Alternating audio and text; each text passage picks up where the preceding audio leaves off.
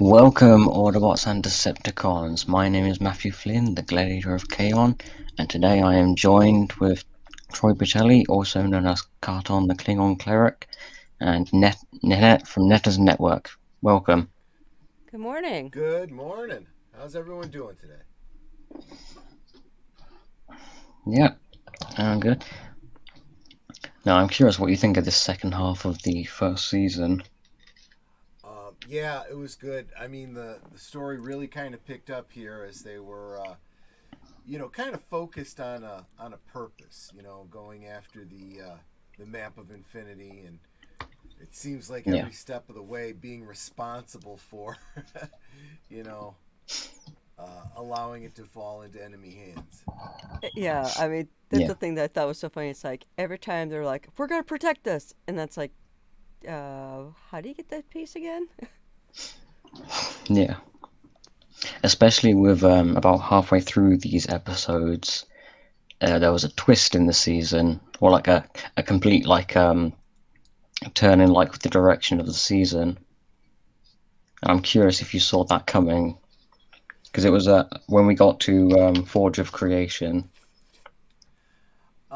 I guess I kind of did. I mean, they did drop the Chekhov's gun, so to speak, establishing how Kevin, his species or whatever, when they absorb, abilities, they, Go crazy? yeah, and I Yeah, think it's really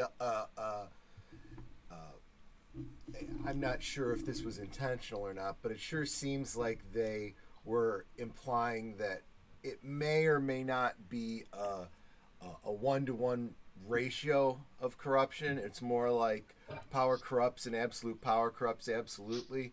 So it's entirely possible that when Kevin, absorbs all of those powers, he's like, well, they said this was the case, so, now I can go and get my revenge and do all this, that, and the other.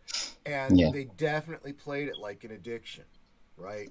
Where he, like, deep yeah, down knew he had to fight it, so he had to stay away from Gwen and, whatever. But yeah, it was very, very interesting.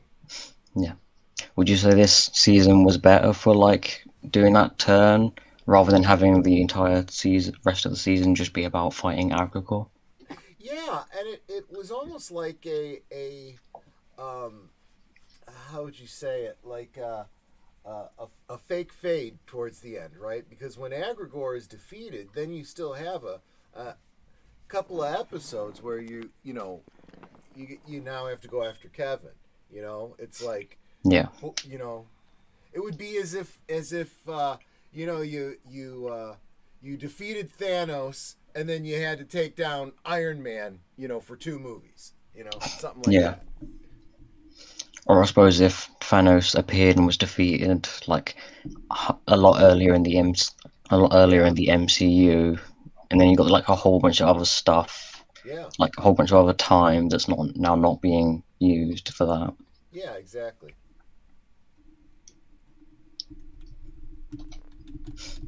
Yeah, so we pick up right after Ultimate Agrigor with the Map of Infinity. I do like this part at the very beginning of the episode where Ben kind of loses his cool a bit Hmm. and just starts beating down on Agrigor. And of Yeah, course, we also get like a few details about the Andromeda aliens as like showcased through Agrigor while using their powers. Like the turtle alien is mostly immune to Gwen's magic, and of course he's invulnerable because of bivalve. I believe he said his armor makes him invulnerable. Yeah, it's like, but during these ones of trying to stop Agrigor from getting the Infinity parts, Ben gets really arrogant again. It's like, dude, you are not all that in a bag of chips. Yes, there are lots of things you can do, and they are Yeah, impressive, but you're still not all that in a bag of chips. yeah. yeah. So this obviously the first like 4 or so episodes. Well, not first four. We have one in the middle that's about something completely different. Yeah, but obviously 4 episodes relating to trying to stop Agragor from collecting the 4 pieces of the map of infinity. Which obviously at this point we don't fully know why he wants to collect these map pieces. They kind of slowly give us more and more information as we go. Well, didn't they say in previous Ben 10 episodes that if he gets the map of infinity, then he can like have all the power in the universe? I seem to remember that before this bit.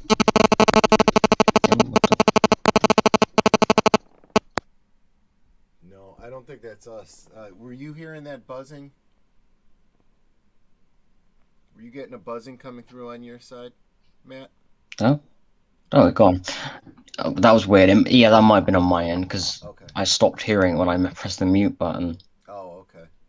and now it's not there anymore. Now I've unmuted. But Okay, what I was saying is, in yeah, previous Ben 10 episodes, it said that if he gets the map, then he will have all the power in the universe and he'll be unstoppable, and that would be very, very dangerous. Yeah. So I knew yeah. about that I prior. believe it was Azimuth that implied that, Yeah. but that wasn't the whole truth of what's going on. Hmm. Because it's more of the map leads to ultimate power. Well, the map's just a map. It's just a really sophisticated map, basically.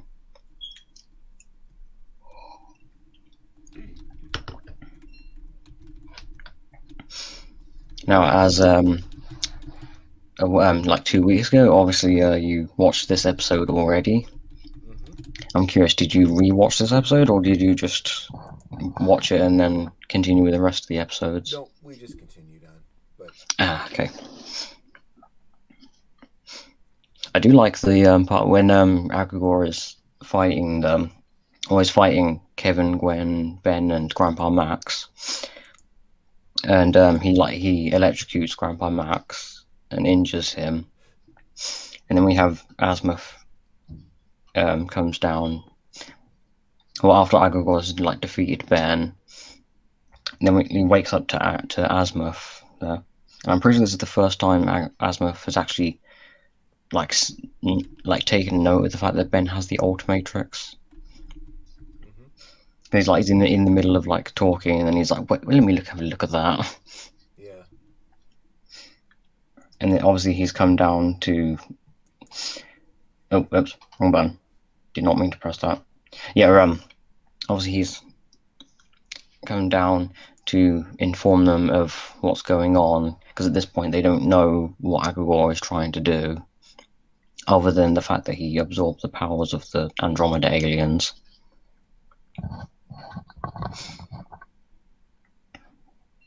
Yeah, and you also have them first assuming that Agragor wants to collect a ship, because obviously his previous one blew up. But Azimuth corrects them that with his new powers he doesn't need a ship because he can just fly through space. Yeah, that's pretty wild. Yeah. And when he takes them back to Galvin 2, I believe he called it, he then informs them of like what Agragor's doing, or why he wants these powers, and what he intends to do next, which is go after this thing, the map of infinity, or the pieces of it, which they point out was split by Professor Paradox. And I would assume that happened probably at the beginning of time, considering how old some of the individual pieces in their disguises are. Characters claim that the things they're disguised as are older than the universe itself. So I'm going to assume that this map was split a long time ago, or maybe it was split very recently and might have traveled through time to hide them. Never can be sure with time travel. Could be either. Yeah, and Yeah, and Asimov points out that Grandpa Max is injured because Agregor electrocuted him and it like just ruined his nervous system. And I like that even though Grandpa Max is injured, he's still like dedicated to trying to stop Agregor. He's like, because he says to Asimov, he's like, I'll get help when we've finished the mission. Which I always like it when Grandpa Max acts very like very selfless. And he this does seem to be a point for them to be able to kind of put him out of the story for a while because he is going to have to recuperate. Yeah. But later on, he does get an opportunity to offer some assistance in the way of advice, Yeah. which I think is a good thing. I don't know if this continues for the character, but it would be nice if, they could play him more as the source of information and advice and less as, okay, let me suit up, because he's just really, he needs to stop. He's not a young man anymore. Yeah.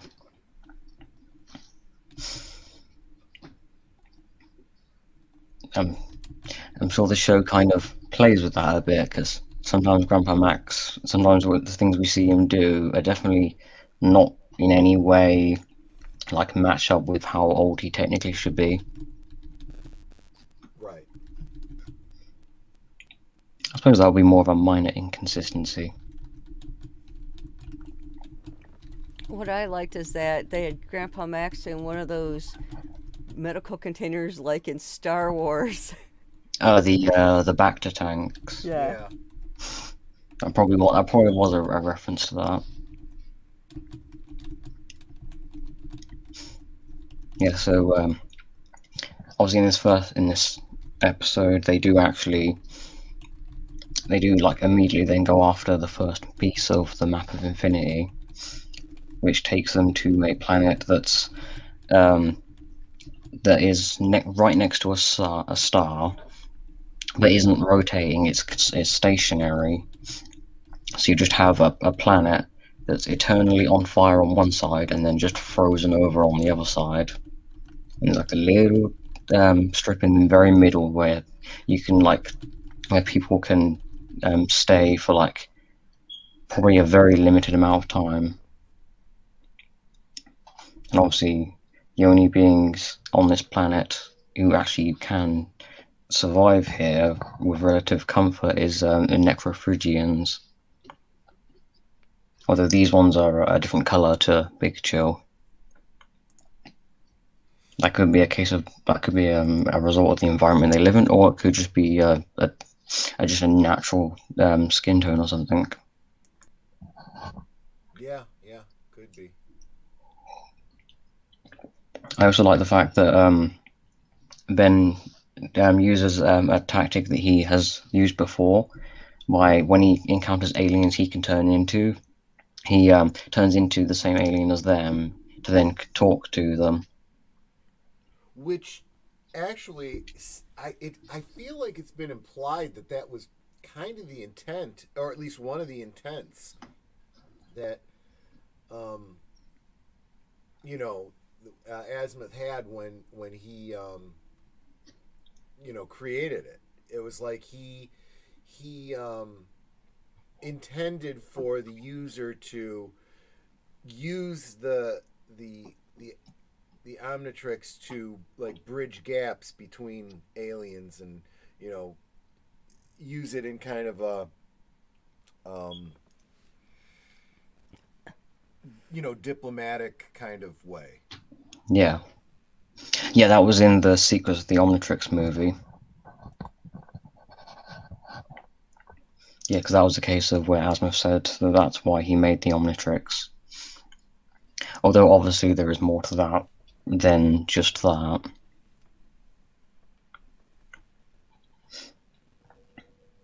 Right. And we also have the in a temple on this planet, and they go in. They go inside the temple to try and retrieve the map piece, and yeah, a giant like hammer or a spiked hammer, whatever it is, hits them, resulting in Kevin's armor being broken and him like absorbing the stony material like very quickly, Mm-hmm. which I wasn't. I don't think anyone was really aware that Kevin could absorb matter that quickly, because it's just a case of just the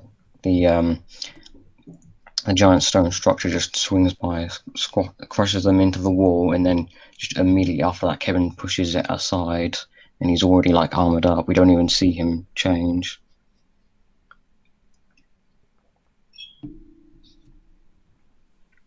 Kind of makes you wonder if maybe he's just getting better with his ability as he, has more experience with it. Yeah, that could be one option. That could be one of the reasons. Which definitely Especially sets, since we never saw him do it this quickly before. So and it definitely sets the stage for later on. When he's going to be kind of a subject of his abilities. yeah, Kind of gets away from him. yeah. Okay, now is that everything that we have for this episode? Yeah, I think so. Yeah. Oh, oops. Okay, you know what? Go over there, Wolverine.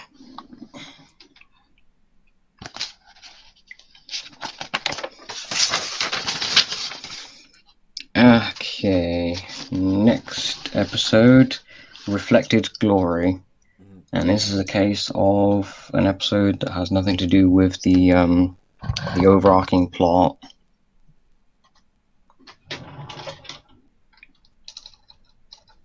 So this one has us following Cash and JT again. Yep, and it does. I feel like it pulls a little bit of a misdirection towards the beginning. It kind of makes it look like they're going to be some sort of aggressors or whatever. Like they're going back to being bullies again, but that's not quite what turns out to be. Yeah, Yeah, I mean, the fact that they're trying to turn their lives around and be good instead of jerks, it's yeah, like I kind of like that. They're still stupid, but Yeah, and you they're know, yeah, and they're very misguided in how they're going about it too. yeah, because they're trying to claim that they're the one, like the ones behind Ben's like fame. Well, maybe not his fame, but like everything Ben does and everything he can do is like all like they try to claim it's like all staged by them. Right. And it is nice to see Cash and JT actually like in some more of the stories. I love the Yeah, fact that they're a pair of characters that have really been with us literally from the first episode. yeah, But there's really nothing about them. They haven't been such big parts of the story that it was absolutely necessary. It's just like, I don't know, like the writers feel like, well, we're going to maintain this continuity. There are people that we know from his past that they exist. They may very well, still be around and still have impact on our characters. yeah. And because of Cash and JT starting up this like web show about them, like documenting them, like instructing Ben and like helping out and everything. This kind of catches the attention of Siphon, who obviously isn't happy about the defeat of Vilgax, and because they're like basically broadcasting that they're the ones that are like responsible for like everything that Ben does, Siphon has now determined to destroy them, for their part or for their perceived part in defeating Vilgax. Right. This isn't the last time we're going to see Siphon as well. He does appear. He will be appearing again. I think. Yeah, at the end of Ultimate Alien, we will see Siphon again. I don't think he'll have that big of a role though. But then he will appear again after that. After when we get into Omniverse, Yeah. I'm pretty sure he'll have the same voice actor every time for the next few times we'll see him. I do like that consistency too. Yeah, I mean there are a few characters, returning characters here who don't have the same voice actor, but I think unless you're specifically told who the voice actor is, you probably wouldn't notice because the people replacing them do try to like imitate the voice of the previous Sure. actor. Sure. Yeah, so they start off by fighting Forever Knights who are hunting more alien technology. I also like the fact that later on in the episode, when they're searching for one of the Forever Knights, they go to an apartment block that's called Apartment or Camelot Apartments. Yeah. I did find that funny. And the one Forever Knight who's literally not wearing anything except the Forever Knight helmet. And I did find that funny. He's like off duty and he's like brushing his teeth. I did find that funny. Yeah. I was like surprised to see them when they opened the door. Or when Kind of he like opens the door. Mandalorian before Mandalorian established that. Yeah.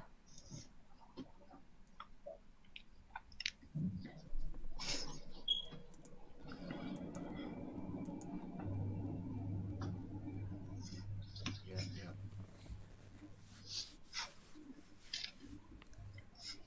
It's still another episode where they practically handed over the piece of infinity. Yeah, I mean, this episode has nothing to do with the Map of Infinity Oh, um, yeah, I'm sorry. I was thinking of plot. the one that comes after this. Yes, the next three episodes are related Yeah. to the Map of Infinity. Yeah, because this one's basically an old enemy getting revenge. Yeah. I Like also did the find it John kind of Hero. annoying that right at the end, when Cash and JT used the depowering machine to depower Siphon before he defeats Ben, Right. and because the cameraman nearby, because his camera cuts out at the same time, because it drains the power from that as well. He ends up not recording any of what Cash and JT did, so no one believes them when they say that they helped defeat Siphon. It's like, isn't that the worst? It's like, but I did Yeah, this thing. I helped. yeah. But I have no proof. And of Yeah. course, no one's going to believe him. Yeah, especially since the cameraman, I'm pretty sure he was looking in the direction where they were actually running up with the big machine. So I'm pretty sure he would have like actually seen them do that, even if the camera didn't catch any of it. But he still doesn't say anything. He's just like, no, didn't like didn't happen didn't happen like that. And I was just thinking either he seriously didn't see anything, or he did see what happened and it's just screwing with them or something. Well, and I can understand it from the point of view of a cameraman. It's like, I didn't get it on camera. You know, I don't get to be a part of, you know, anything if my camera didn't pick it up. You know, it's not my job to report, and you know, I'm just the cameraman. Yeah. Yeah, my word means nothing. He could have still vouched for Cash and JT that they actually did do something heroic. I mean, no, I don't think anyone there was paying them except Cash and JT, maybe, Mm-hmm. if they even were paying him. Yeah, I didn't really catch the dynamic there. It kind of does make you wonder what was up with that. Why would he do it otherwise? Yeah.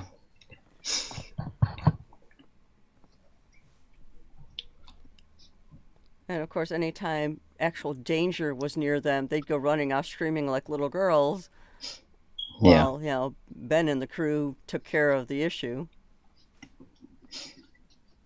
JT did get the idea to use the depowering machine on Siphon, although Cash wasn't like, he was kind of resistant to the idea at first. He was just kind of concerned more about getting away from there. I'm assuming JT probably convinced him to help.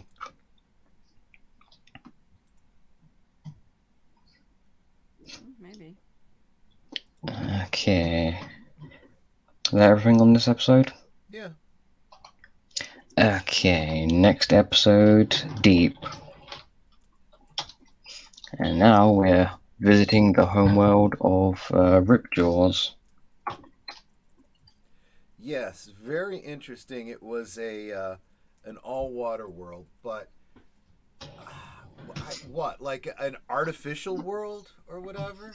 The very center was like an actual, like, solid, like rocky structure at the center, and it Right. had and it has some machinery inside it. Where it was obviously the map of infinity piece was right in the center, and it was acting as like some kind of gravity control, I suppose, and it was like holding all the water there in that one spot. Yeah, it does seem to imply that, the very existence of the planet was an artificial construct, because it couldn't have formed naturally, which is an important point, to what almost happens to the planet. But so you have to assume that the creatures living there had to have been seeded there, possibly, as part of the or by the people that were hiding the pieces of the infinity. I believe Professor Paradox was the one who hid all the pieces. I mean, only one piece we actually get confirmation was hidden by Paradox, but I think he hid all 4 pieces. In an earlier episode of Ben 10, he did say that he hid all the pieces, or not, Azimuth had said that he hid all the pieces. He was the only one who knew where they were. Yeah. So hey, I remember that.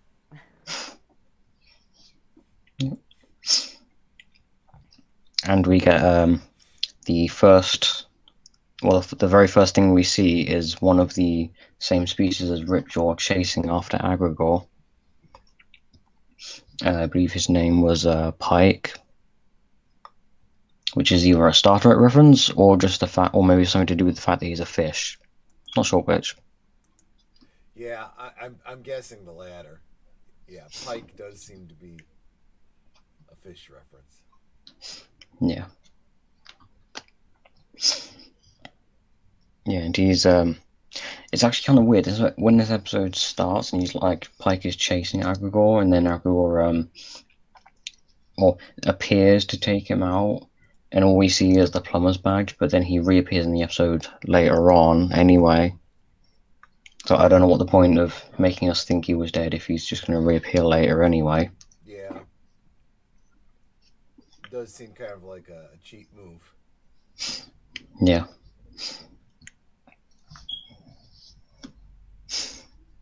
I also find it weird that when the Rust Bucket 3, when they go into the actual water planet, I feel like the ship probably shouldn't have gone like straight down towards the water, because then it would have damaged the ship.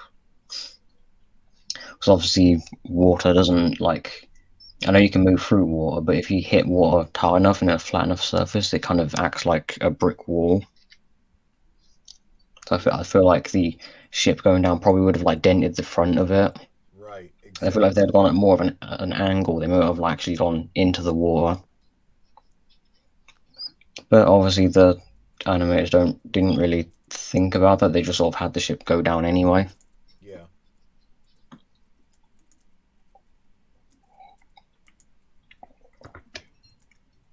And of course we have Agrigor, who's, I believe, already he beats them here.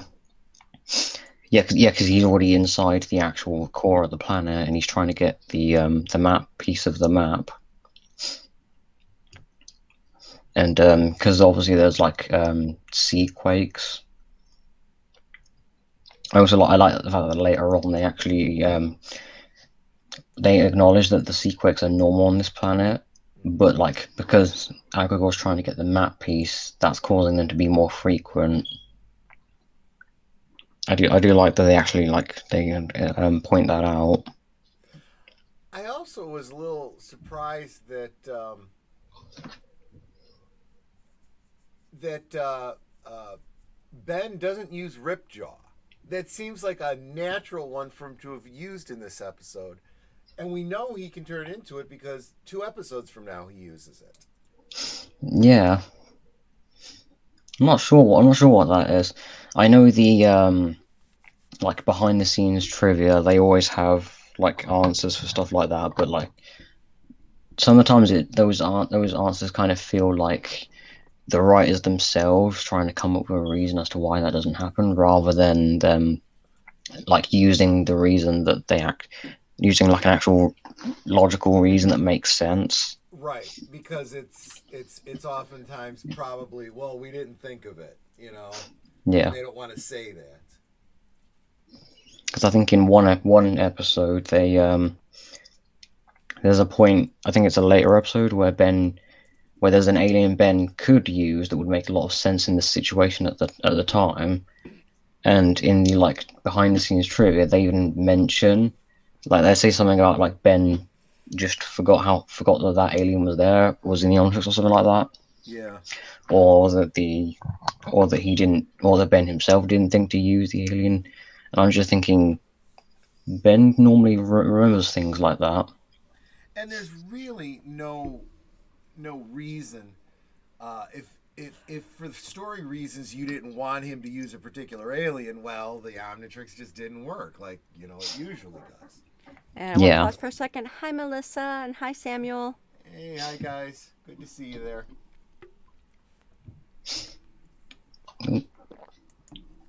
yeah. Good to see both of you here. Yeah,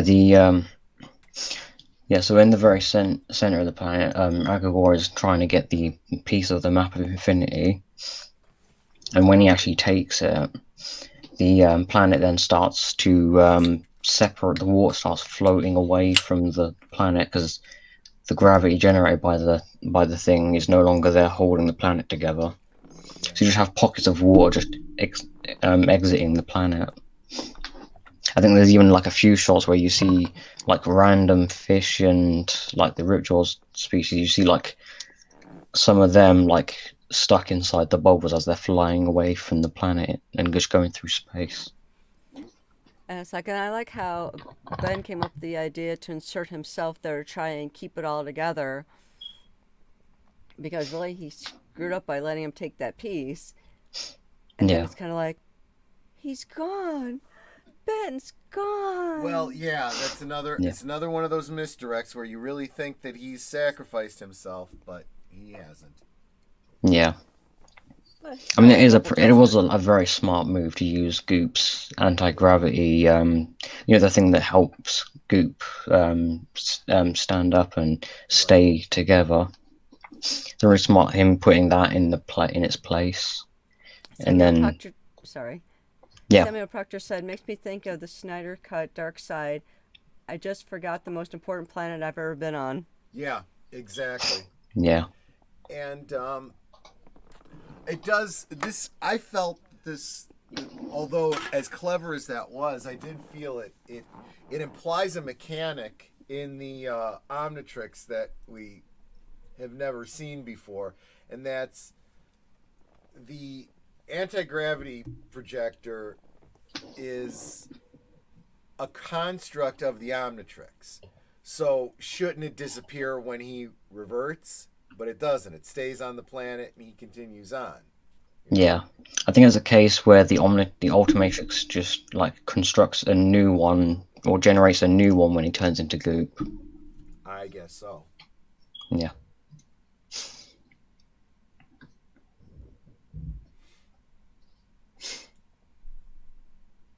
Oh yeah, and I do like this part with Kevin. Like the fish comes up, well, swims over to Kevin and just like swallows his head, and then it turns into a helmet.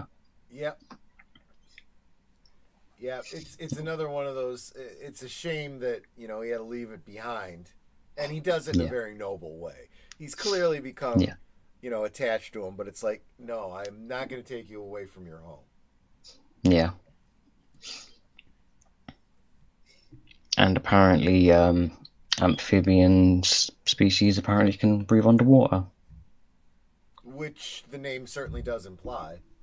Yeah, I suppose it makes some sense given that he's an electrical being, and there are some electrical fish under in the ocean, like an electric eel. Sure.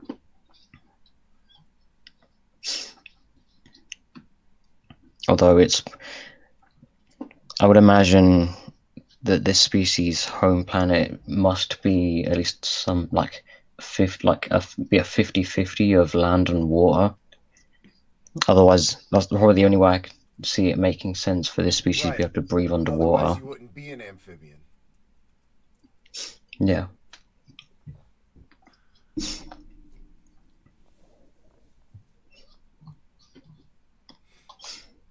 Okay. And you might have just actually explained why he chose that one over Ripjaw, because Ripjaw does have to be in water in order to breathe, whereas, you know, he in this episode he's going to need to be in water, out of water, and so forth.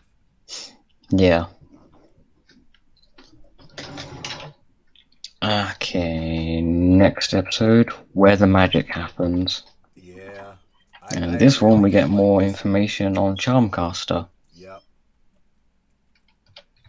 good episode in my opinion.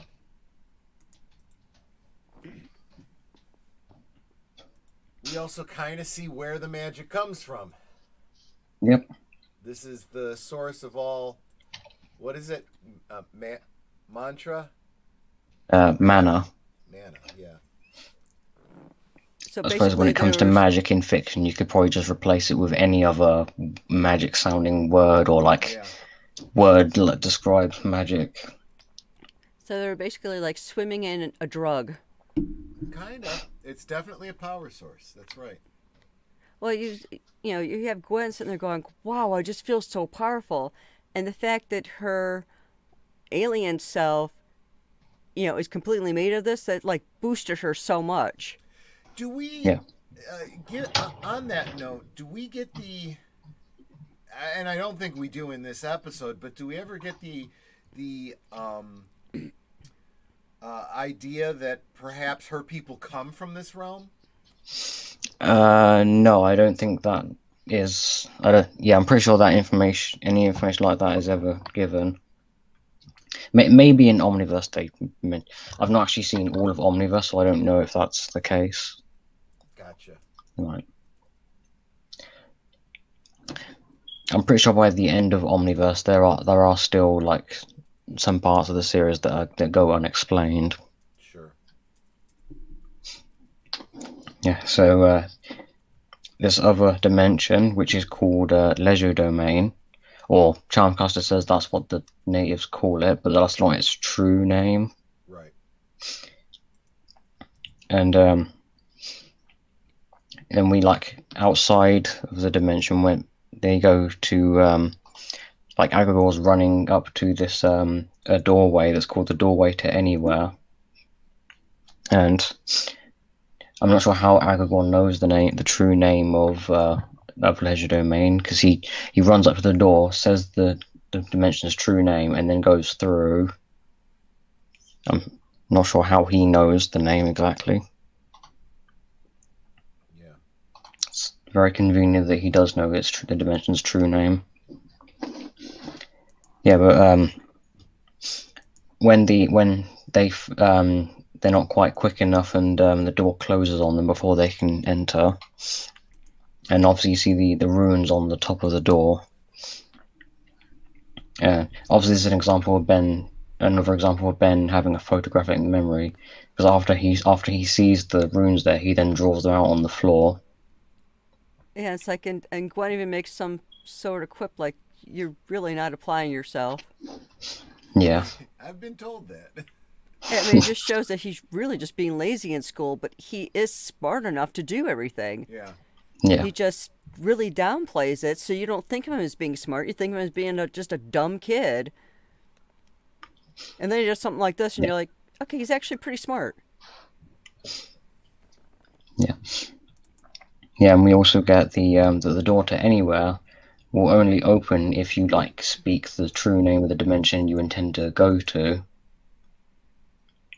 And I think when Gwen tries saying the name of the dimension after Ben writes it on the floor, she then it doesn't work because she's not pronouncing it correctly.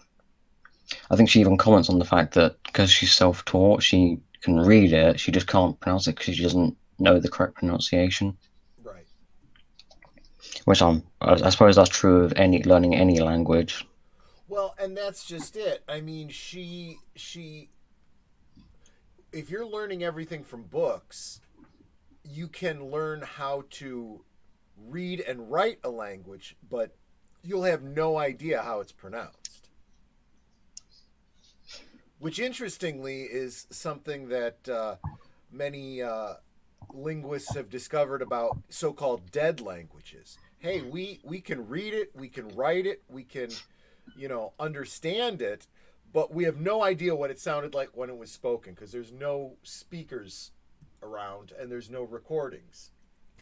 Yeah.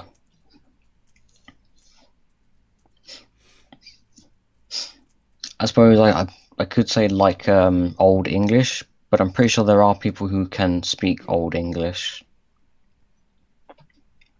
Now, whether or not whether or not they're pronouncing the words correctly, I have no idea.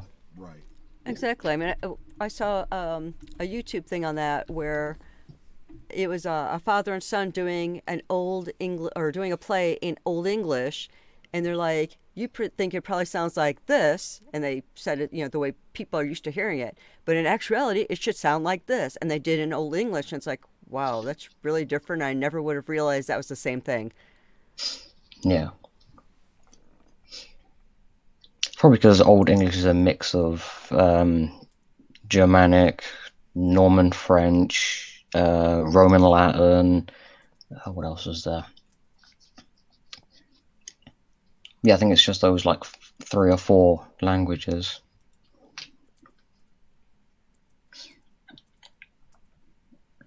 We also have that Charmcaster is from this dimension, or this dimension is her original home. Mm-hmm. Well, both her and Hex are from here.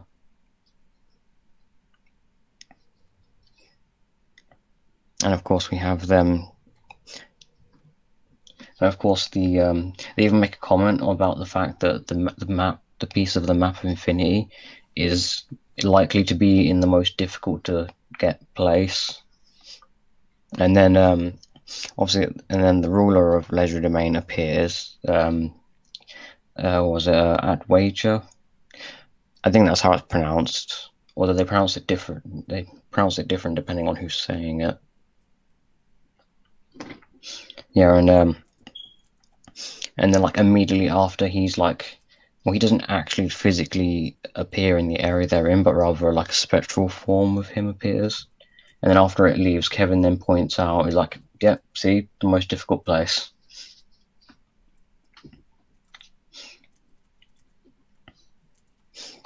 I also like the fact that when Ben turns into Jet Ray and tries flying around, and Charmcaster warns him that the ground and the sky aren't parallel, and Ben's just like floating around in the sky because obviously it's like super confusing, like flying around. I suppose he probably could have been somewhat better off if he flew like slightly closer to the ground rather than going really high in the air. Maybe, but it's like I think they're just trying to get him to not use particular aliens in this episode. So it's like you can't fly because this will happen. So he had to use something else. Yeah.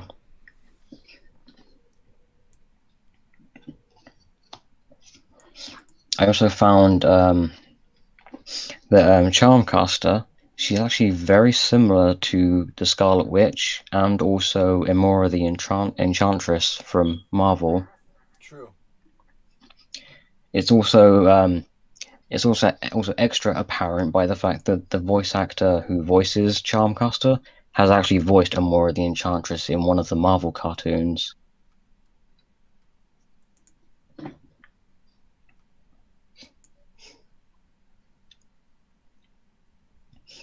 And of course, we also have while they're fighting at Wager, Agrigor appears behind them and knocks out Adwager and takes the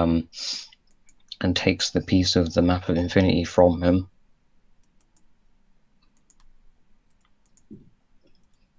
So yeah, these over like these multiple episodes, they're really trying to hammer home to the point that Agrigor is a lot more difficult to deal with than like he first appears.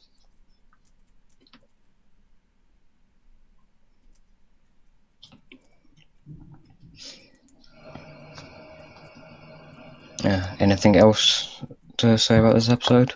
Nope. Okay.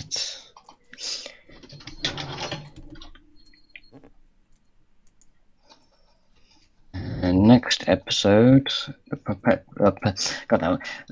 Perplexahedron.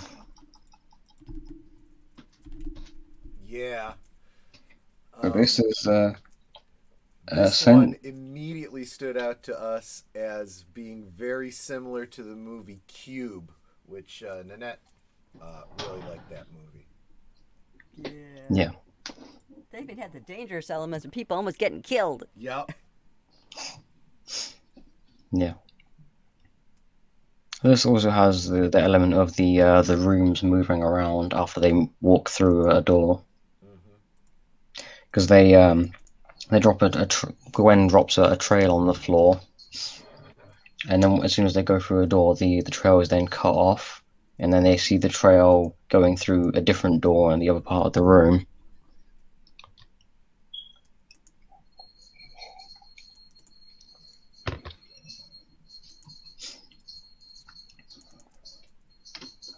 I also like the fact that they walk through one door and then the gravity is rotated, so they're walking along the wall rather than the floor. I'm sure this place would be incredibly confusing to traverse through, which I suppose is kind of makes a lot of sense given the name of the thing.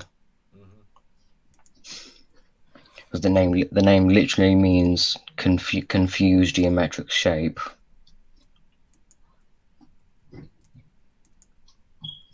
Yeah, so I also like the fact that when Ben, Kevin, and Gwen get separated, and Gwen's like trying to like stop Agrigor, and he's just ignoring her in like a different room. Kevin and Ben are trying to get through it. Obviously, it's at that point that Ben turns into Ripjaws because one of the rooms starts flooding. Yep.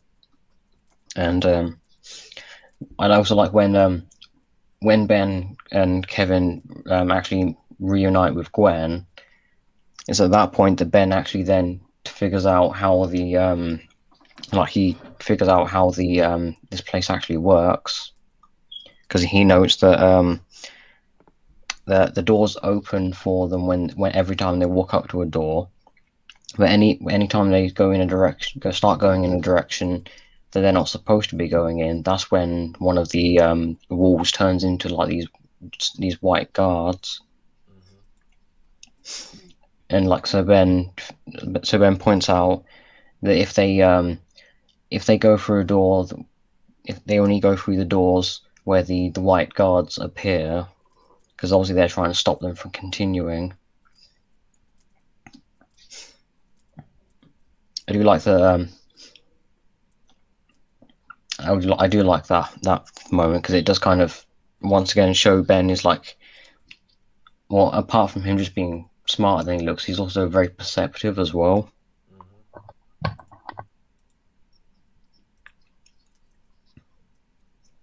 Oh, there's a shot of the cube. Yep.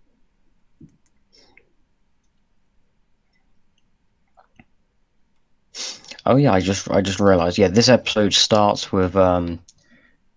directly after the end of the previous episode because they're still standing outside of the door to anywhere, Right. and Azimuth kind of a hologram of Azimuth appears on the Ultimatrix, and he starts shouting at Ben, or Ben and all three of them, and Ben even like is like messing with the Ultimatrix. He's like, oh, I wonder if I can project you on the wall, and then Azimuth kind of starts shouting and like to listen to him because it's important. And he's like, yeah, it's not important. You're just shouting us. You're not giving us any way of helping.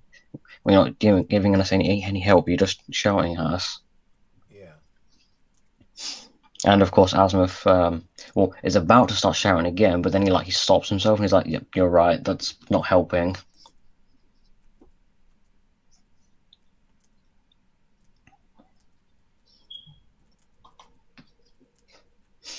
Yeah,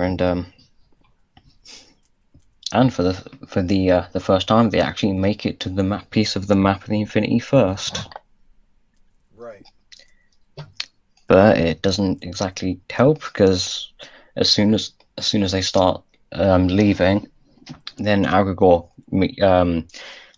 walks up to the Sentinel. I don't know if he had an actual name. He was just referred to as the Sentinel. Agregor like walks up to him, obviously trying to get the piece of the map, and because the map piece itself was holding this cube together, and now that the map piece has been acquired, the cube no longer needs to really be here, so it starts crumbling to pieces. And obviously, Ben being a hero, he can't just leave someone behind to die, so he goes back after the Sentinel. Right. And because of this results in Agregor not quite defeating Ben, but like knocking him back and being able to collect the last piece of the map of the Infinity. And the And then Guardian sounds so disappointed in Ben, like, what have you done? Yeah. Because his whole reason for being here was to guard and protect the piece of the map and make sure it didn't fall into the hands of someone like Agregor. Kind of like in Raiders of the Lost Ark, where they had to pick the right cup of Jesus, and the Guardian was there to make sure that it didn't fall into the wrong hands. Oh yeah, the knight at the end. Yeah, the knight. And then when his job was done, he just kind of faded away. Yep. Although that movie ended with Indiana Jones not getting the correct Holy Grail, because obviously it falls down a crevice and then is lost seemingly forever. Before that, he does actually pick the correct Holy Grail and then take it back and heal his father. Right. Because he looked at it as like an archaeologist. It's like he wouldn't have a cup made of gold.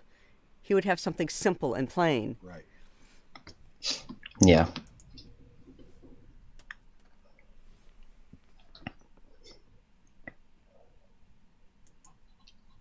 Yeah, so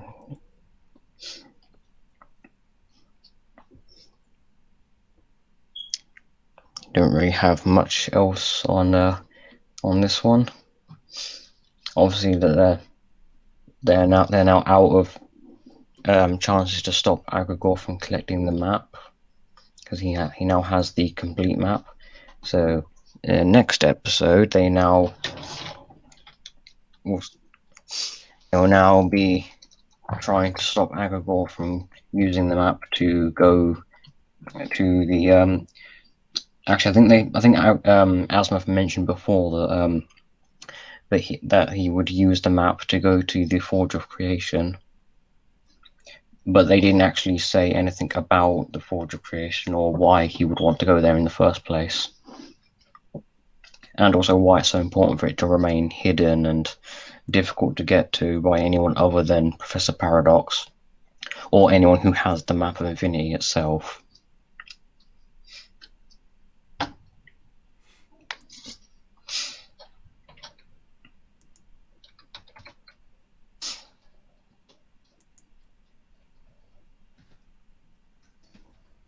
I did get a little concerned that when we went into this episode, I was like, "Oh no, we're going to be dealing with them again." But they were kind of more like the Borg. Don't get their attention, and we should be okay. Yeah. So it's this episode that we actually get more information about the Forge of Creation and Yeah. why Agrabah wants to go there in the first place.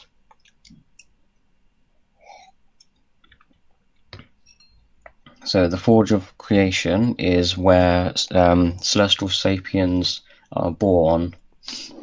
So that would be Alien X's species. And actually, it's and when they actually when they're explaining this, I do like the fact that Ben's immediate decision is to turn into Alien X, because obviously Alien X can do anything. He has the power to teleport there and stop Agrigor, but obviously he needs to get Bellicus and Serena to actually cooperate. And obviously Bellicus and Serena are not happy about the fact that Ben basically abandoned them and has now come back. So they're obviously not happy with him. I also like the interaction of when Professor Paradox teleports in as well, and they're right in the middle of arguing, and then they both realize Professor Paradox is there. I am kind of curious what exactly happened between the two, or between Celestial Sapiens and Professor Paradox, to cause them to be so hostile towards him.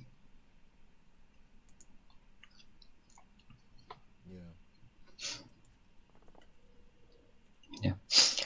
I also really like the fact that Bellicus, obviously in this episode, Bellicus in Alien Force, Bellicus was voiced by Kevin Conroy, but in this episode he's not. He's voiced by someone else who's kind of doing an impression of the way Kevin Conroy sounded as the character.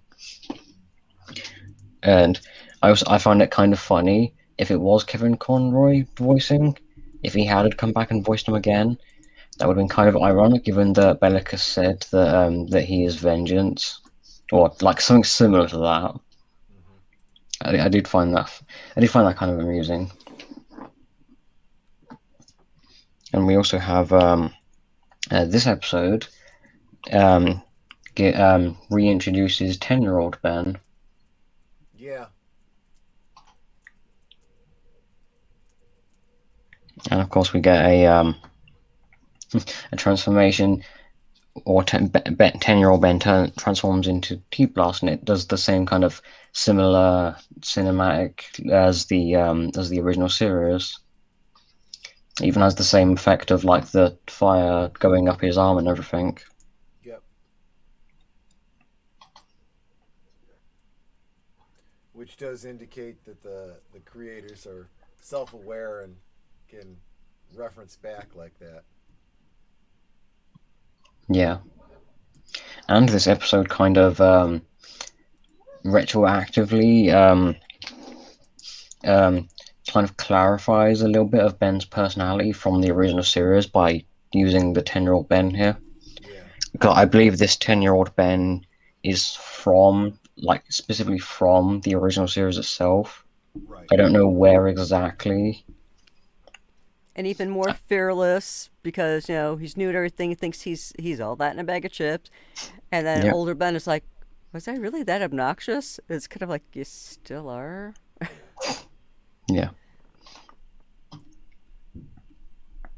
Yeah, and we have so 10-year-old Ben, when they actually say to him that what they do is serious and it's very important that they take this seriously. I think 10-year-old Ben does actually like acknowledge that he does actually realize that people can get hurt if he's like if he screws up, then people can get hurt, and that when the situation is serious, that so is he.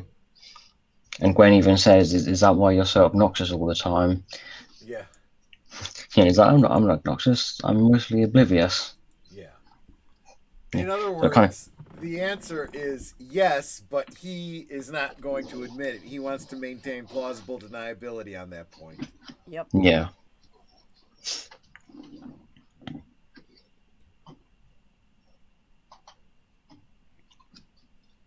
And it's also that this episode is where the season makes a drastic like left turn. Where obviously leading up to this, you'd think that this episode would be the season finale, given that it's like everything's been building up to this. Yeah. But then they instead they defeat Agregor, and we've still got 4 episodes left.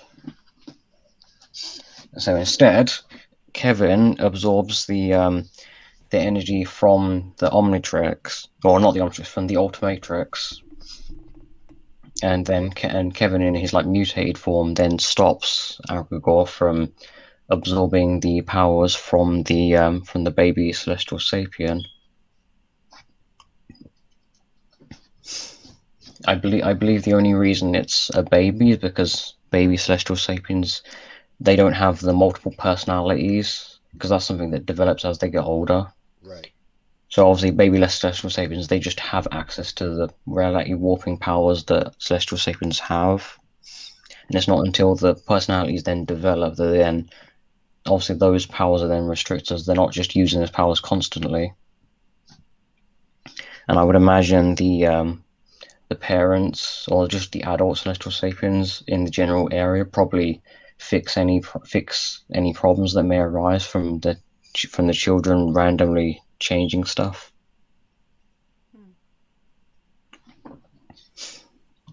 And of course, obviously the baby is like is more easily accessed for Agregor to then, or any other Osmosine to then absorb the powers from, because they'll be absorbing the powers themselves rather than the multiple personalities as well. Right. Yeah, so Kevin like defeats Agregor. He then also absorbs Agregor's powers from him, which does make some sense because I'm pretty sure Kevin doesn't have the full powers of the different aliens in the Ultimatrix. Because I remember in the original series they did point out that Kevin had absorbed Ben's powers, but they were only like 1/10 as strong as the original, and I think it's the same here as well. Obviously, it's different for Agregor because he used like an actual machine to fully absorb the aliens and result in those aliens being killed. Right, but I'm sure that it was a plot contrivance because they wanted to make use of Kevin's absorbing abilities to siphon off the powers from Agregor. Yeah. Also, this plot point of Kevin mutating again, actually, well, in this way, was actually intended to be a storyline for season 3 of Alien Force. But for one reason or another, they didn't actually use that plot point then, and instead they're using it here for Ultimate Alien. Gotcha. I think there was another plot. Actually, no, I think it's the final season of Ultimate Alien. The overarching story of that season is also something that was meant to be in season 3 of Alien Force that they also didn't use then. So I suppose Ultimate Alien's story is kind of a case of stories that were initially intended for season 3 of Alien Force that for one reason or another weren't used there.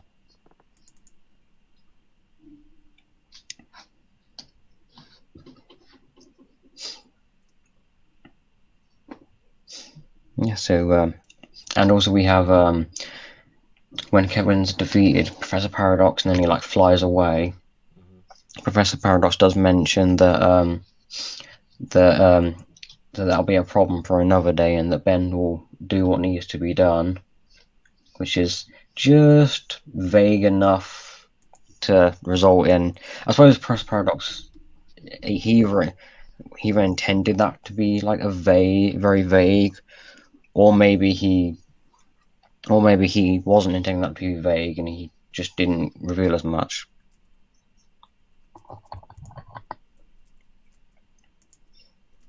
Although, given that he's seen like future timelines, I'm going to assume he intended that to be like a relatively vague warning. Right, perhaps.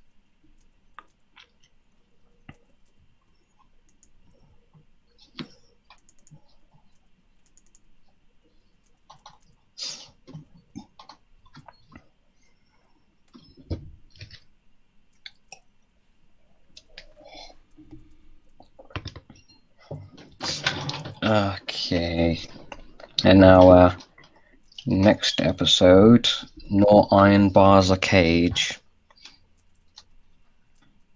which that is definitely that's definitely like something I've heard before, but I feel like I've heard that like from like a specific story, and I can't think what I've heard that from. Obviously, I think this is like only like part of that like is only part of that line rather than like being the full thing itself. I forget what what is it? Actually, you know what? I will just. I believe Richard Lovelace. It's a poem. Yeah. I'm going to look up the poem because I don't really remember how it goes. Stone walls do not a prison make, nor iron bars a cage. Yeah. That's the full phrase. Okay.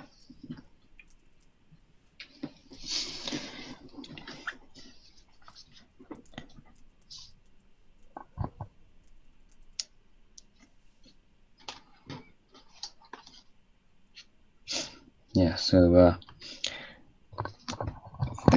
for this episode, Kevin is now that he is mutated and somewhat lost control of himself, he is now hunting like other people who have who have wronged him, and I believe they even mentioned like minor things and like all the way up to major things.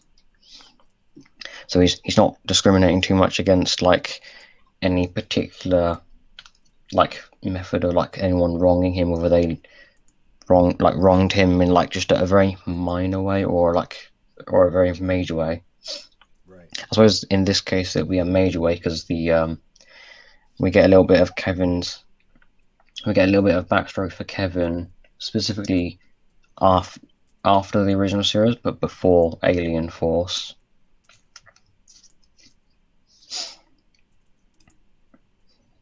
So we see this the prison that he's in, which I'm pretty sure is the same one from the episode Ragnarok from season 3 of Alien Force. I mean, the robot guards are the exact same animation model, so it might be the same place.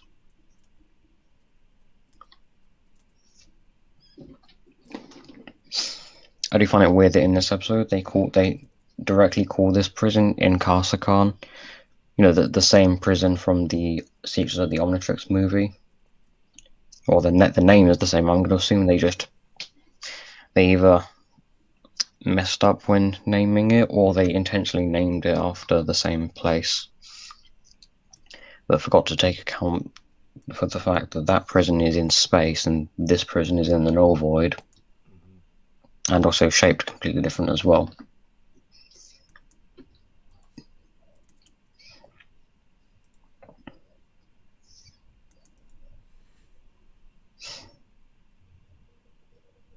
I do also like that we like in the flashbacks we see Kevin's like his mutated form from the original series. Right. I don't think this is exactly the same. There might be some minor differences. He also looks much smaller. Yeah. Although he was around he was around like 10-year-old Ben and Gwen most of the time, so maybe he looked bigger because he was around smaller people. Yeah, I'm pretty sure this part here around his neck, I don't think it was like that. Yeah, I think this like part of the upgrade on him, I think it was slightly further back. I think that's why that doesn't quite look right.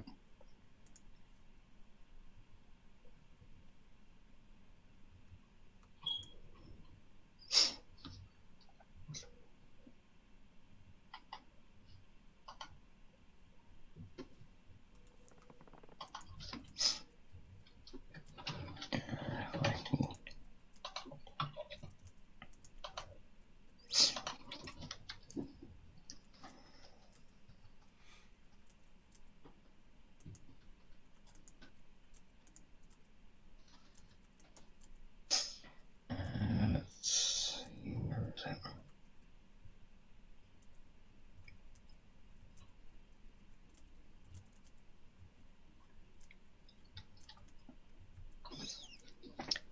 Actually, while I'm doing this, why don't you say what you have on this episode?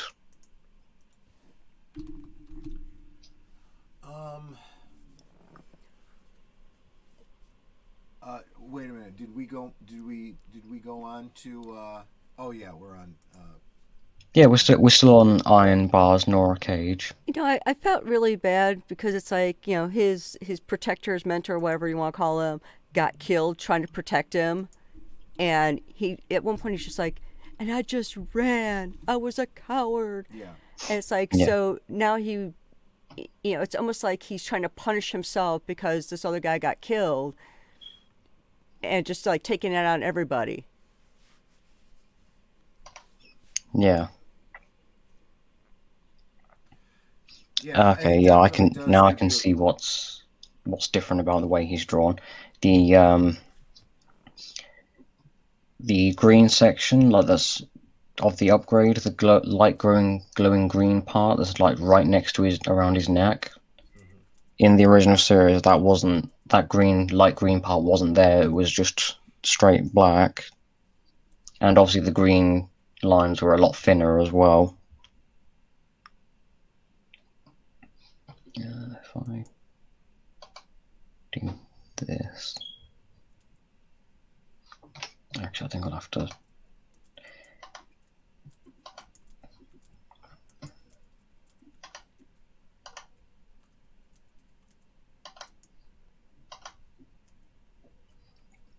I don't know if you can see that right there.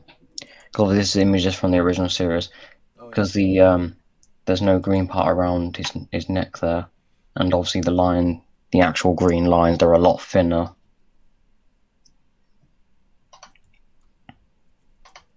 I'm not sure what. Hold on.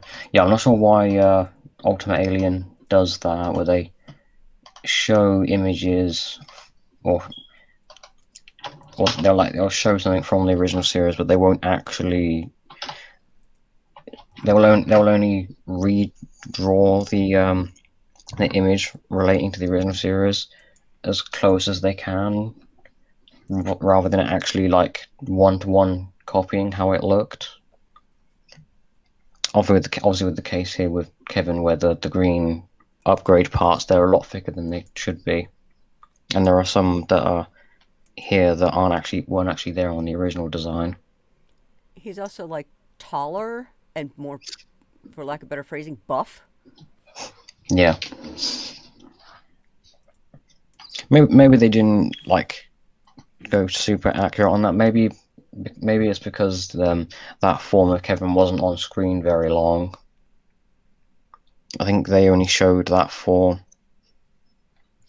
Yeah, they only showed that short form close up like once or twice, and then the rest of it, he was a lot further away.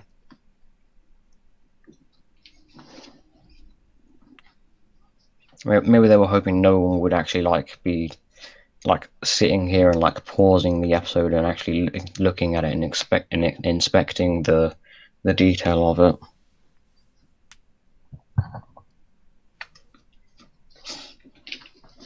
Yeah, yeah. So I don't think this actually is the prison station from the Secrets of the Omnitrix movie. I think it's a case where they're just reusing a similar name.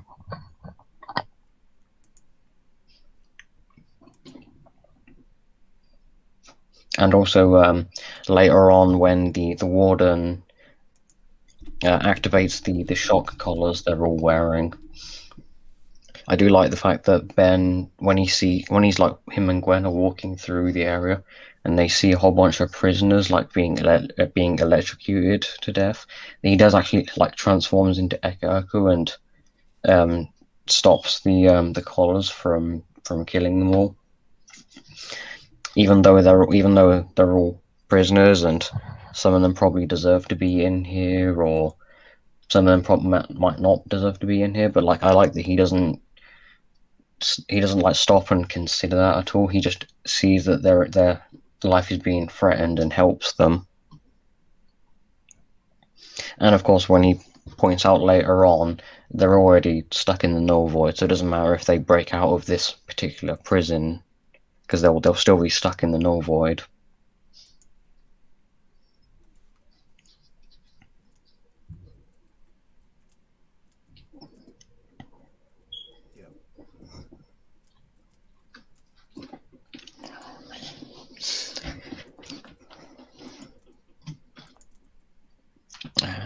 Anything else they'd like to add about this episode?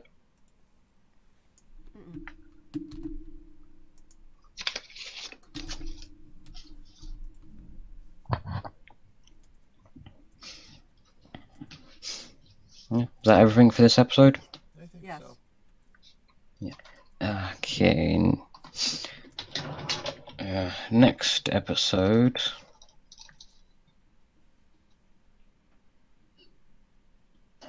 The enemy of my enemy. Yep. Which this time Kevin is going after Arjet, which I feel like is not really a surprise that Kevin's going after Arjet, because he's certainly done enough for he's certainly done enough for someone to actually like try and get rid of him.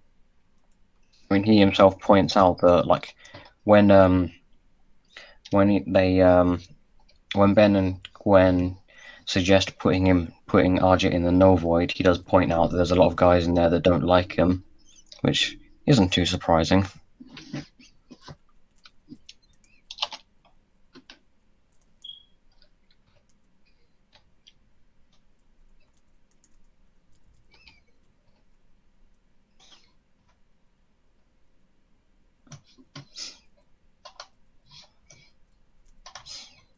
I'd also like that this episode has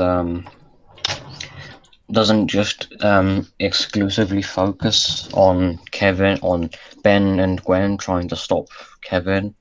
We also have a secondary plot of Arjet being sent to this plumbers academy by the Riedel brothers' father in order to help them with their like grades at the plumbers academy.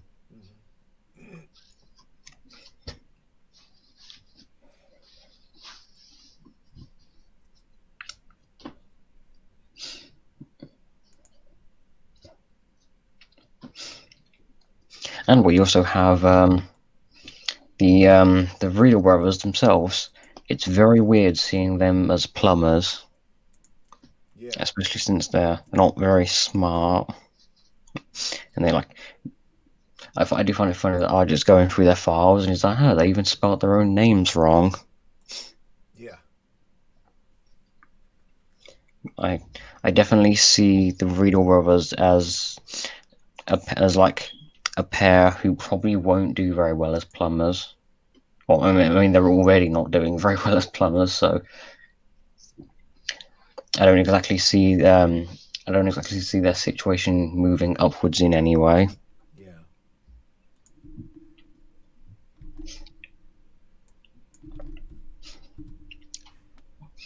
I might be the only one that noticed this, but the plumber that Ben and Gwen meet, the one who's like in charge of the one who is in charge of this plumbers academy. Was it Magister Koronak, or however you pronounce his name? The dude actually kind of resembles Savage Dragon, like the '90s comic book character. I don't know if it was like he intentionally was designed to look like Savage Dragon, but I did notice that. I wasn't actually able to find anywhere like any trivia that said anything about his design. Yeah. In fact, the only trivia I found is that this character is a similar design to a previous character we already met, but as a slightly lighter shade of green. That's pretty much all I could find about his design, even though like the whole him looking like Savage Dragon's pretty obvious if you know who that character is. Right.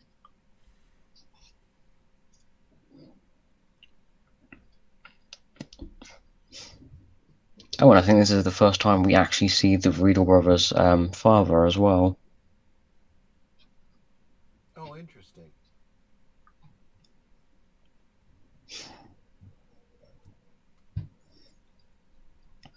Oh, yeah, this guy right here, or this green guy here. This probably isn't a very good image. Actually, this one might be.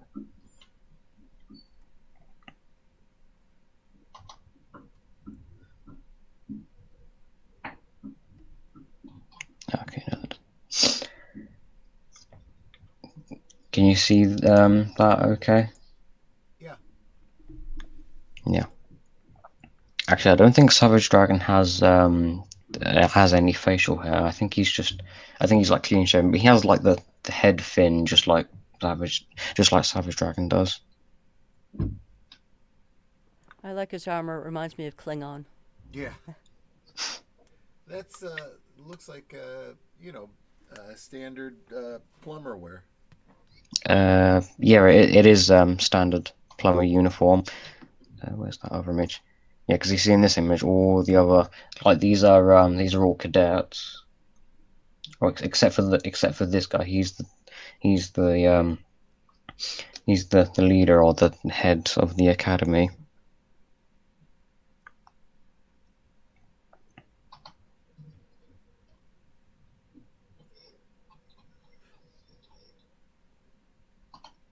Okay, once again, YouTube's not being very helpful. Because like 3-4 images on screen right now are actually relevant to the episode we're talking about. Actually make that 4 or 5 images. Yeah, so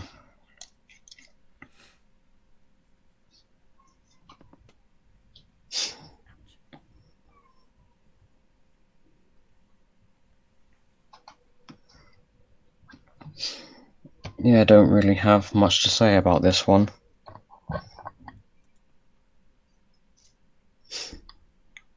It is still very amusing to see the Riedel brothers every now and then. Yeah, another example of previous baddies, trying to reform. Yeah. Keyword trying. Well, yeah. Yep. Especially since they Octagon even no not Octagon Rhomboid even said that that they have to like up their grades, or like their dad will have them whacked, and he's like again, Yeah. because obviously they're clones. I'm kind of curious how many times they've been cloned.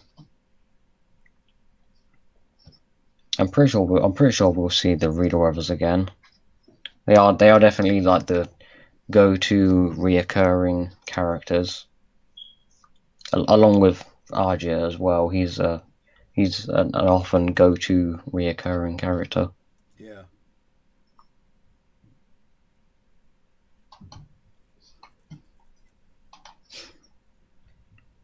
And the final episode, Absolute Power. Now I'm curious, did you watch this as like a two-parter or as one big episode? As one big episode. Yeah. Ah, okay. Actually, a little more difficult to see where the actual split in the episode would is. Because like in other episodes, you'd have like a moment where it's very clear they would have like a split, but in this one, it wasn't as clear. I'll be right back. Right.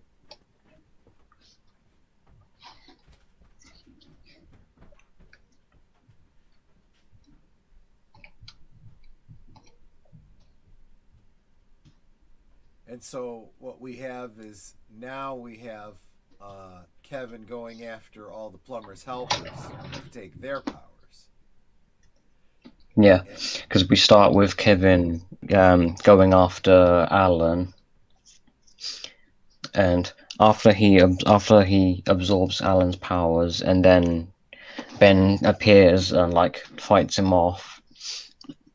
And then when Ben's actually talking to Alan, he does actually mention that like all the other like the plumber's helpers and everything, they were also attacked by Kevin as well. yeah.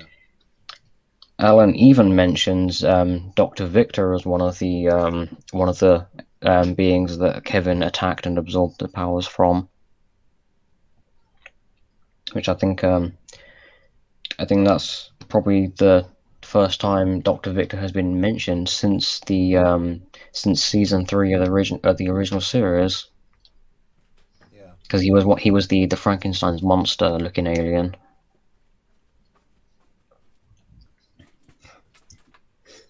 Yeah. Although as minor a detail as that is, that actually will be relevant next season. Yeah, I'm pretty sure it's next season.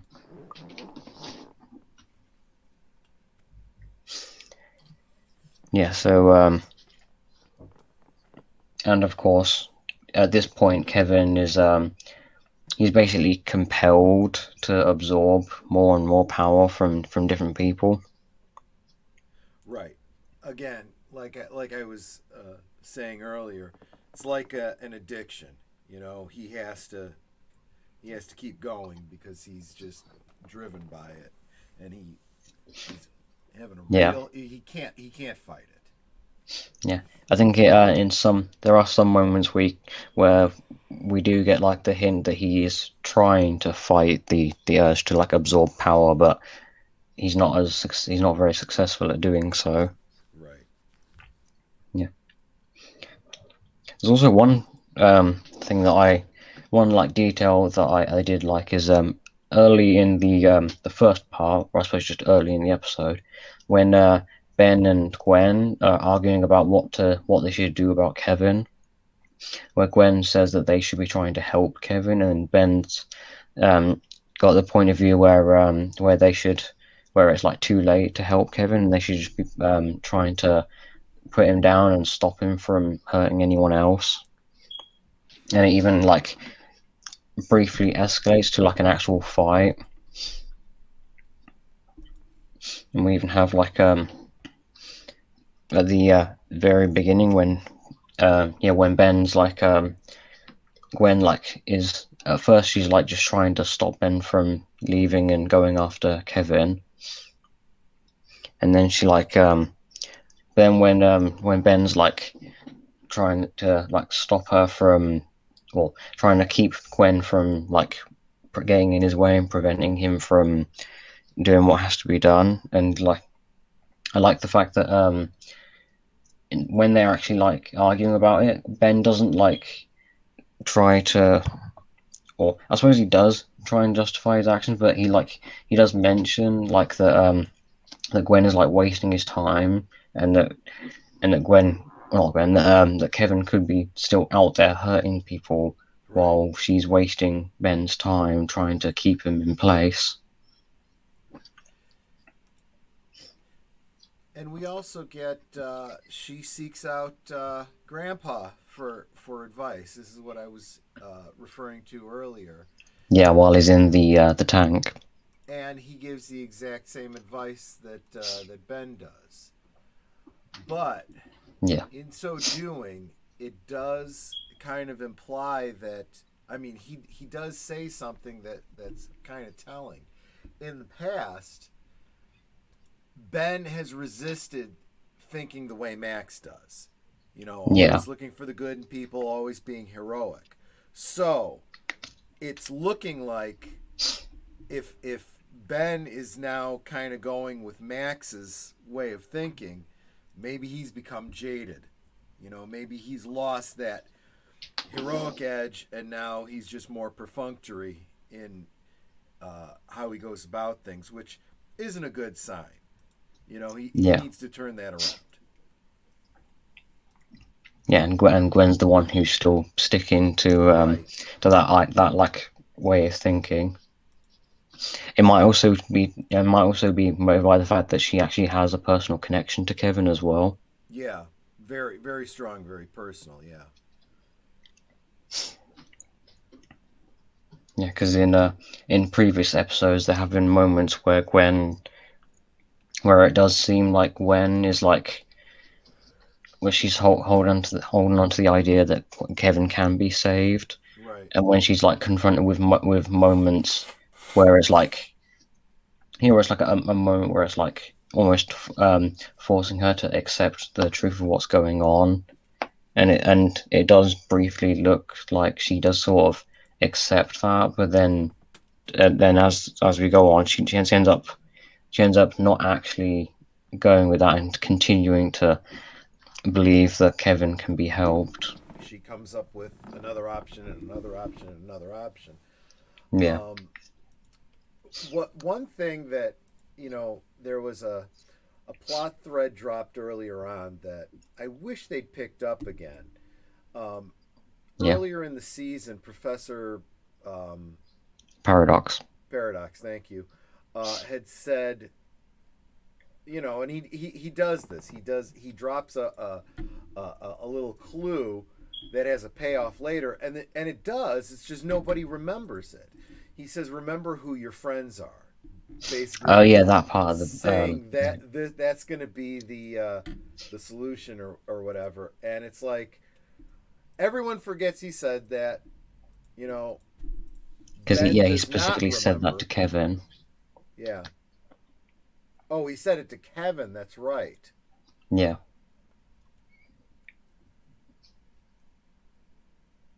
And there's nothing that comes up in the episode that reminds the viewer of that. So I was like, that's a yeah, missed opportunity to tie back to a previous thread that was obviously left there intentionally.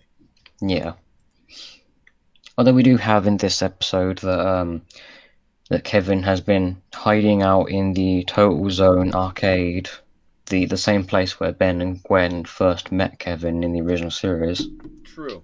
Yeah, he's hiding out in there, and he specifically says that he was hiding there and keeping away from Gwen because he knows that he'll want to try and absorb her power, but he like doesn't want to do that.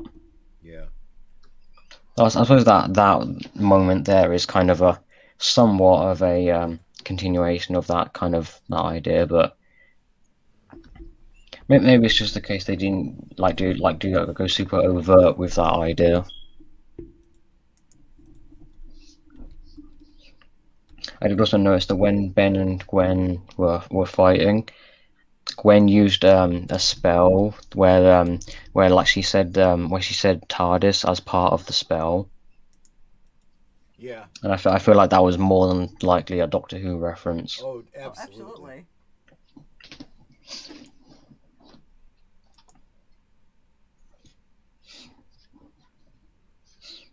And also when Ben turns into Waybig at the very end of that fight, one of the moves that he used was like this like laser blast move, which is the exact same move that Ultraman uses in the in a lot of the various Ultraman shows, which kind of further adds to the connection between Waybig and Ultraman, Yeah.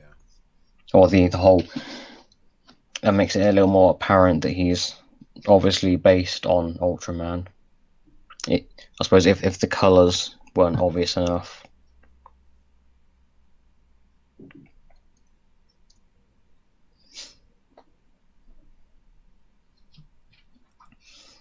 And of course, we get Gwen seeks out the help of Darkstar. And like I said before, he looks a lot more like Doctor Doom in this episode, Yeah. or at least when he first reappears, because he's got the cape and the hood on and everything.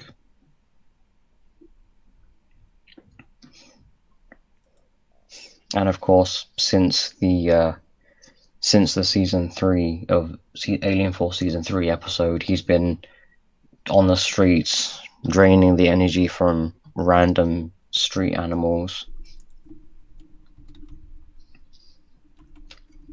which I would guarantee is not a state you'll find Doctor Doom in. Right. Although if Doom ever was in a state like that, I'm sure he would probably just not mention it.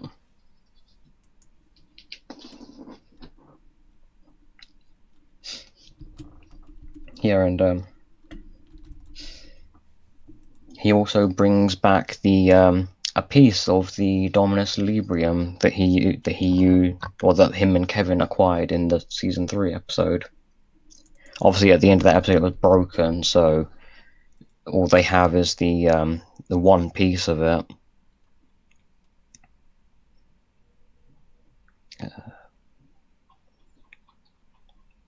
Yeah, and so obviously Gwen, Darkstar, and a much taller Cooper used a piece of the Dominus Librium to revert Kevin back to normal.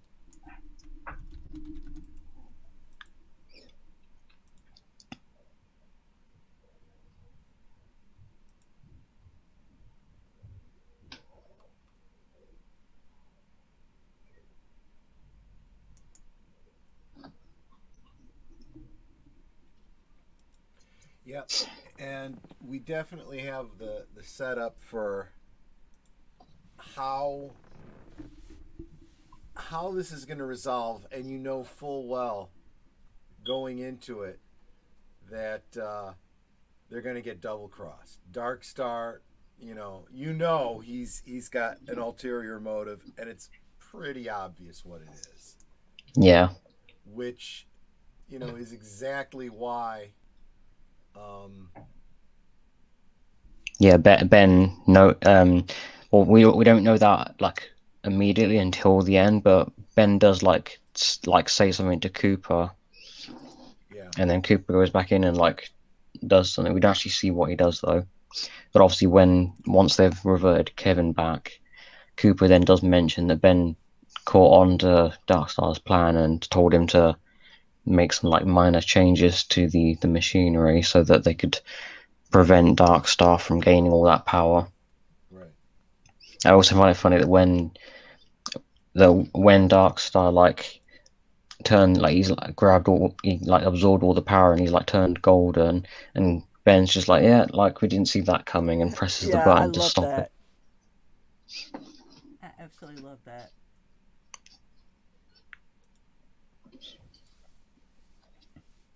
I mean, Darkstar did mention that him and Kevin are alike, or at least in the mutated form, Kevin and Darkstar are alike. Right. We'd also get Kevin's stepfather makes an appearance. Yep. And we get a bit more information about Kevin, or maybe not Kevin directly, but like his life before the original series. Because obviously the original series we'd met Kevin, he had already run away from home. But in this episode, they do also obviously Kevin's stepfather actually is in the episode, and he mentions about that he married like Kevin's mother, and then like it was at that point that Kevin trashed the house and then run away. Yeah. It's very clear that 11-year-old Kevin, like his reason for doing that probably wasn't like as clear cut. It might have been like his like own view on the situation was probably a lot different to his parents. Because obviously we do see his mother back in season 3 of Alien Force. I mean, actually, Kevin's stepfather even points out that his mother loved like Kevin's biological father more than him, and also that she loves Kevin himself more than both of them, and also that he would hate for her to see Kevin like this. Yeah.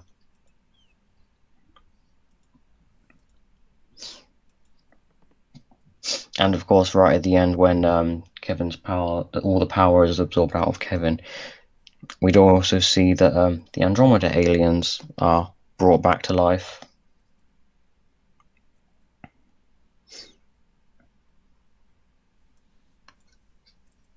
Right.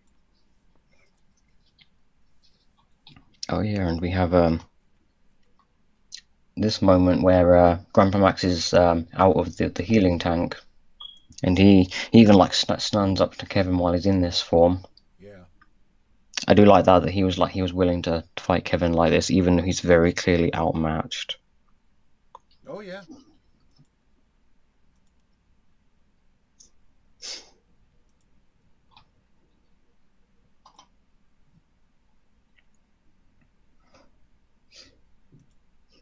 And of course, right at the very end, we also have everything is all resolved right at the very end. Mm-hmm. They kind of Ben and Kevin kind of they kind of go back. They basically go back to how they were before. I don't know if this would be considered like too quickly a resolution, or maybe it was just fine. Yeah. I mean, how else were you going to do it? It had to be taken care of. It's not something you can really stretch out. Yeah. It was kind of like a now or never kind of situation if you think about it.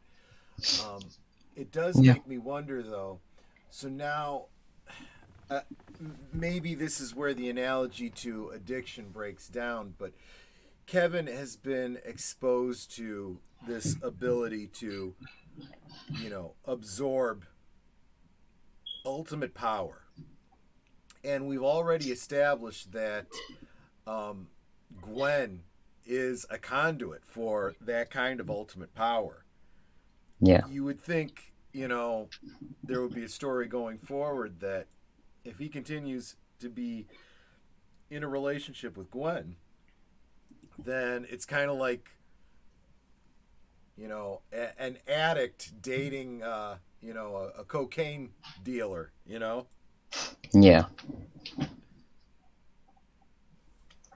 That would be that'd be why Kevin's powers have been throughout during during Alien Force and then earlier in Ultimate Alien. That's why Kevin's powers have been him absorbing matter rather than him like absorbing energy. Right. Like with the whole him absorbing like a metal and then it going over him like an armor. Sure. That's why he was only using his absorption power in that way, Yeah. rather than him actually absorbing energy or power from something.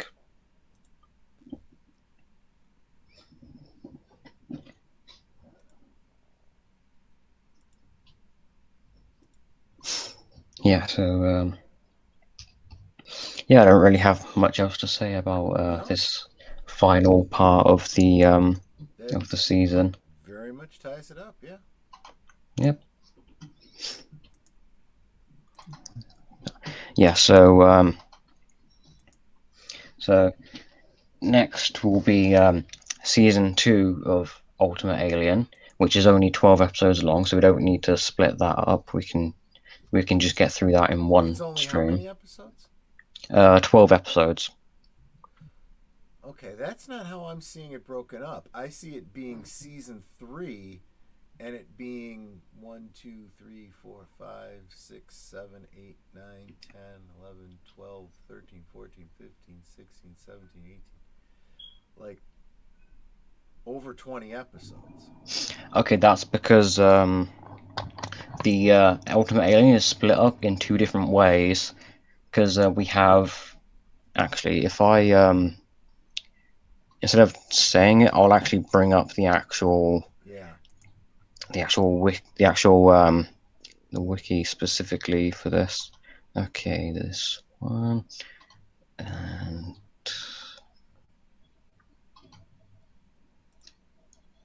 yeah, so there's the US airing order, and then there's a okay, so do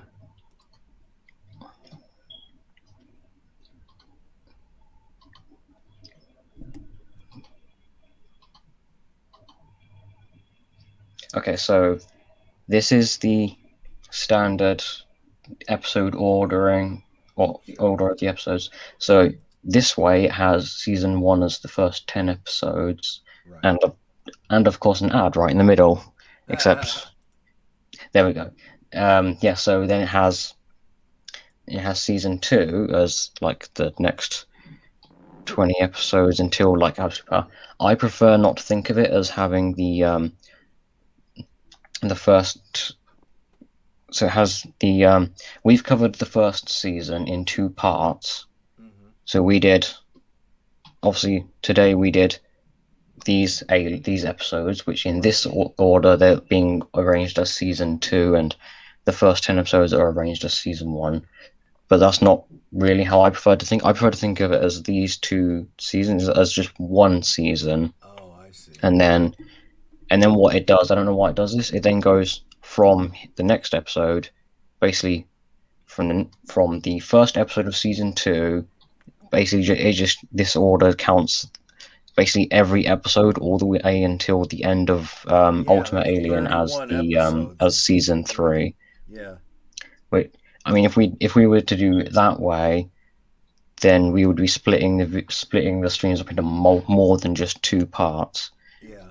So what I do instead is I click here for the US ordering, then it goes then it arranges it. Of course, we're being distracted by ads constantly. Yeah. Very annoying. Where the way we've been doing it is season 1, the 20 episodes that we just talked about. Oh, and of course another ad right in the middle. Go away. Yeah. I gotta get you an ad blocker, man. Yeah. So the way we did it is we had this episode, Absolute Power, well, from Fame all the way to Absolute Power. Yeah, as we covered that as one season split, but we split it into 2 because of obviously that's 20 episodes is too much for to do in one stream, especially in only 2 weeks.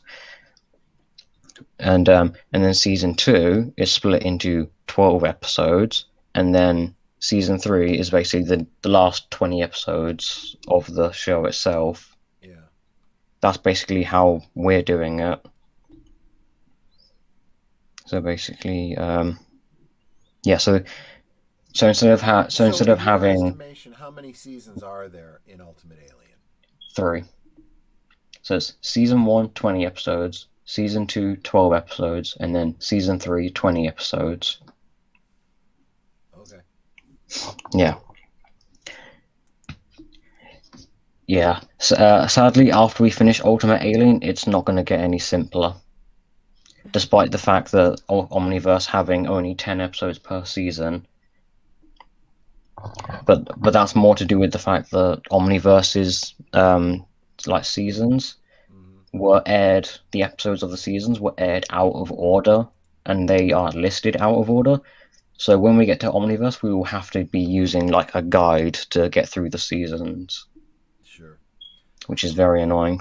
But we are looking at like 31 more episodes in Ultimate Aliens, right? Yes. Yeah. However you want to break down the seasons. Yeah. Yeah, so basically the next 12 episodes basically stop at this episode.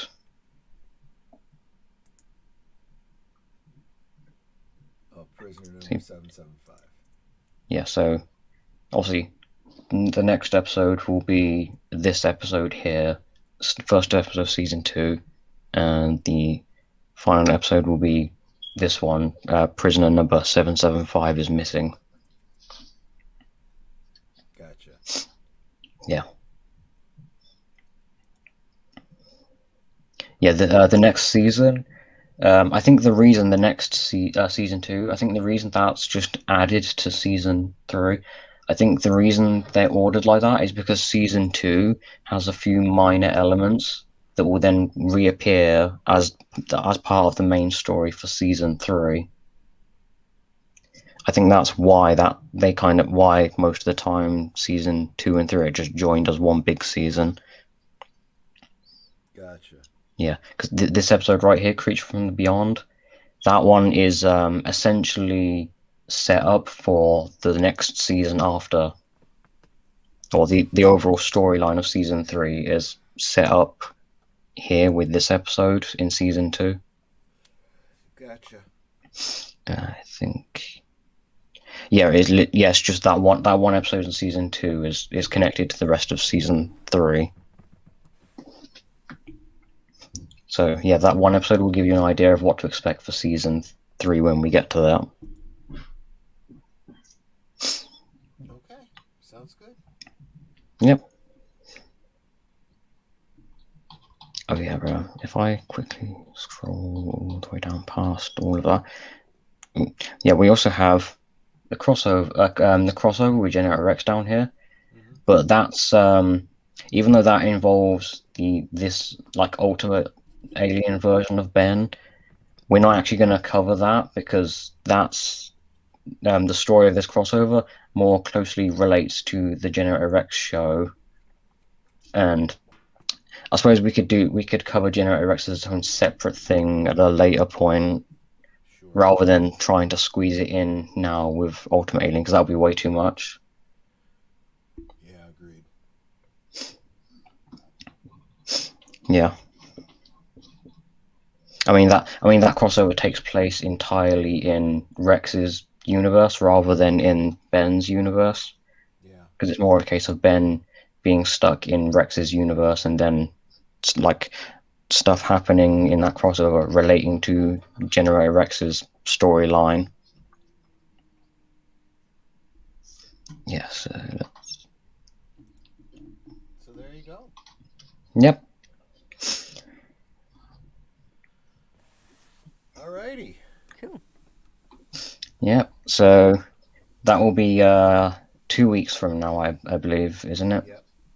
Yeah. So yep. Here's the situation I have here.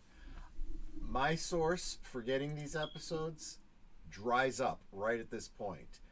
I'm gonna have to turn to Netflix in order to continue with the rest of the Ultimate Aliens, but I got a situation that I got to get taken care of before I can get anything else from Netflix. So I don't know if I'll be able to do it in 2 weeks. I'll try. I'll keep you posted on what's going on with that. Okay.